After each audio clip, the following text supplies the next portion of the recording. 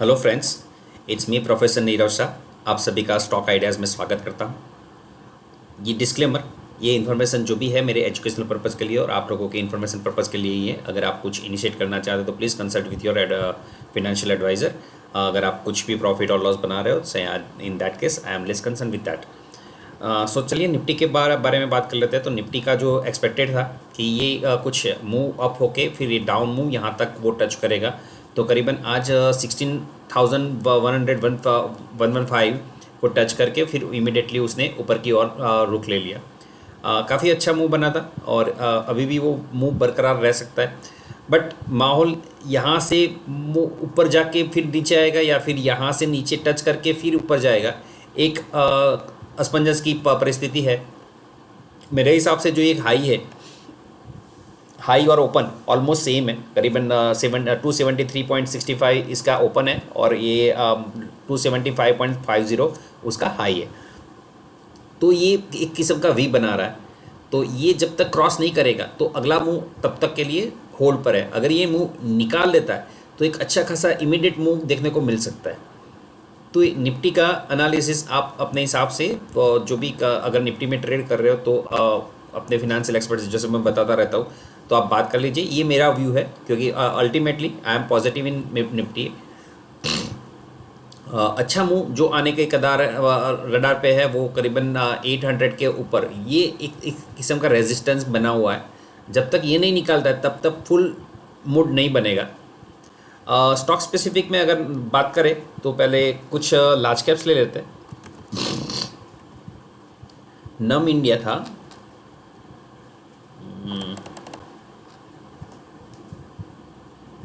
Yes नम India बहुत अच्छा move बना है। आज देख लीजिए अपना RSI MACD सब कुछ, बोलिंजर बैंड का एक्सपांसन, वॉल्यूम, कुछ भी आप पैरामीटर लगा लीजिए आपको एक अच्छा डायरेक्शन मिलेगा। और ये जो लाइन में हॉरिजॉन्टल लाइन प्लेस कर रहा हूँ उसके ऊपर या फिर इसके ऊपर, दोनों के ऊपर चला गया है। अगर इसका थिकनेस, क्योंकि नेक्स्ट टाइम अगर विजिट कर रहे हैं हम लोग तो ये आपको पता चलेगा कि हाँ, विजिबिलिटी इसके डार्क कर लेते हैं, सॉरी स्टाइल छोड़ो बाद में कर लेंगे क्योंकि टाइम अदरवाइज़ बिगड़ेगा। हाँ तो ये ब्लू कलर था तो ब्लू कलर में कन्वर्ट कर देता हूँ। एक अच्छा खासा मूव बना है और आने वाले दिनों में भी ये मूव कंटिन्यू रह सकता है। करीबन यहाँ तक 323, 320, 50 या फिर यहाँ तक के मूव भी आ सकते हैं आने वाले दिनों में। करीबन ये जो गैप है ये 16 मई से लेके अगर आज तक का दिन काउंट करो तो ये टेक्निकली 260 से लेके करीबन ये मूव बना है 30 रुपीज़ का। तो 30 रुपीज़ का गेन यहाँ से मिल सकता है। तो ये लाइन है 290, तो 30 रुपीज़ ऐड करो थ्रू 320 तक का मूव इसमें हो सकता है। मगर डिपेंड करेगा क्योंकि ओपन जोन है, क्योंकि यहाँ से कोई कंट्रोल नहीं है या फिर रेजिस्टेंस पार्ट नहीं है, बहुत दूर है जो रेजिस्टेंस पार्ट है। तो एक मूव आने के गुंजाइश ज़्यादा लग रहे हैं। करीबन 340, 350 तक की भी चले जाए तो कोई आश्चर्य नहीं होगा। जैसे स्टर टूल्स जो देखा था वो करीबन ओपन जोन में दिया था और वो ओपन जोन के बाद वो कंटिन्यूस ऊपर ही चला जा रहा है। ये पार्ट था जो हाईलाइट किया था। ये क्लोज था करीबन 261 और आज का क्लोज है 308। बहुत अच्छा, कुछ कम दिनों में ये मूव मिला है। तो ऐसे ही स्टॉक्स नॉर्मली मैं डिराइव करके आप लोगों को देने का ट्राई करता हूँ। मगर एक फनी वे में एक कंप्लेन, हाँ फिर भी मेरे वीडियोस इतने व्यू नहीं होते। आपको अपने फ्रेंड्स को प्लीज़ जोड़ते रहिए। नेक्स्ट लार्ज कैप है आरती ड्रग्स। इसमें भी एक अच्छा मूव है बट अभी एक कंफर्मेशन एक मिलना बाकी है। But confirmation before entry, confirmation अगर एंट्री लेनी है तो एक ये लेवल जो है उसको मेंटेन करना चाहिए।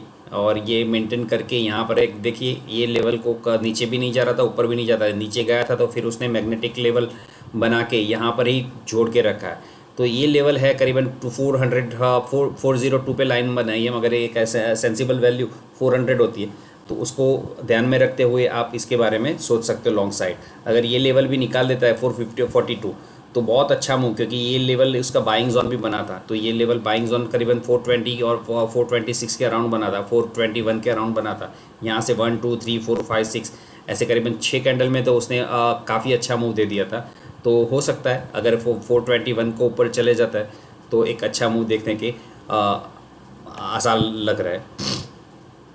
फिर कुछ न्यूज़ आए थे जहाँ पे भारतीय डाउनफॉल हुआ, आइडिया थोड़ा बड़ा, कुछ ऐसे स्टॉक टेलीकम्युनिकेशन सेस जो 5G की बात हुई, या फिर कुछ ऐसा स्पेक्ट्रम्स के बोली में जहाँ पे अदानी ने भी पार्टिसिपेट किया है, तो उसी के कदार पे कदाच शायद ये MTNL चला हो।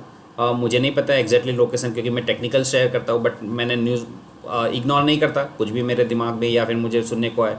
तो ये टेक्निकली एक अच्छा मूव बना था पहले, और करीबन ये जो मूव बना था यहाँ से लेके करीबन 17 रुपये से लेके करीबन 40 रुपीज़ तक का मूव बना था। अब किसकी एंट्री कहाँ पे थी मुझे नहीं पता, मगर या मुझे याद है मेरे फ्रेंड्स सर्कल को मैंने शेयर किया था करीबन 18 रुपीज़ के अराउंड, 18-19 रुपीज़ के अराउंड, और काफ़ी अच्छा मूव थोड़े टाइम पे मिला था। तो ये मूव ऐसा ही मुझे लग रहा है। तो अगर एक मूव खींचना है तो बहुत अच्छा, क्योंकि अब पहले ओपन जोन था बट यहाँ पर एक रेजिस्टेंस जोन बना हुआ है। तो शायद 25-30 का जो रेंज है, 26 to 28 का रेंज जो है उसको निकालने में थोड़ा सा टाइम ले या फिर स्ट्रगल करे, मगर निकाल देगा तो फिर से वो 40 तक की जर्नी दिखा सकता है। फिर एक बहुत पुराना मगर काफ़ी लोगों का पसंदीदा स्टॉक होना चाहिए। Actual name is Phillips carbon, but nowadays it known as PCBL। तो वही कहानी है, बहुत स्क्वीज होके चल रहा था और आज वॉल्यूम के साथ मूवमेंट दिया, बोलिंजर बैंड स्प्लिट हो रहा है, एक्सपांड हो रहा है, और MACD पॉजिटिव है, RSI भी पॉजिटिव है। RSI रातर 70 के ऊपर जा रहा है। तो मैंने कई बार बताया था कि RSI के अपने कुछ रीडिंग होते हैं, तो मेरे हिसाब से 70 के ऊपर भले ही जा रहा है मगर ओवरबॉट नहीं हो रहा है। यहाँ से इसकी जर्नी स्टार्ट होगी, तो करीबन इसकी जर्नी करीबन 130 तक भी हो सकती है, भले ही RSI 75, 70, 80 के तक भी चला जाए। तो ये इसके लिए अच्छा एक पोटेंशियलिटी होगा, स्ट्रॉन्गनेस दिखाता है, तो ये स्ट्रॉन्गनेस बरकरार रहेगा, ऐसा मेरा मानना है।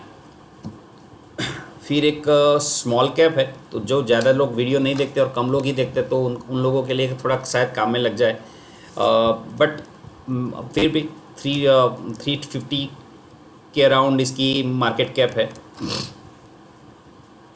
कॉस्ट कॉरपोरेशन बहुत अच्छा मूव सपोर्ट लेवल पे आया है और वॉल्यूम के साथ आया है।